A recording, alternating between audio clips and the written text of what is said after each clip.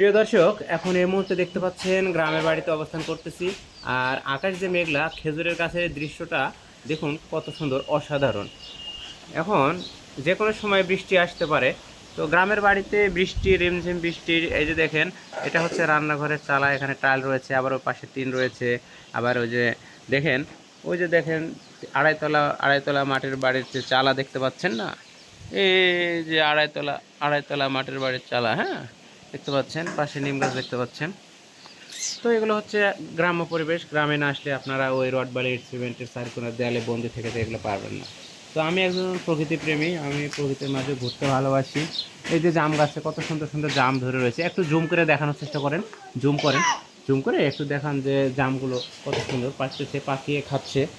হ্যাঁ, তো অল্প কিছুক্ষণের মধ্যে বৃষ্টি আসবে। এই যে খেজুরের গাছে খেজুর ধরে আছে, খেজুরগুলো একটু দেখান। খেজুরগুলো প্রায় পাকার পথে, একটু জুম করে দেখান খেজুরগুলো। হ্যাঁ, খেজুরগুলো একটু জুম করেন, জুম করে দেখান খেজুরগুলো দেখান। হ্যাঁ দেখান, খেজুরগুলো দেখান।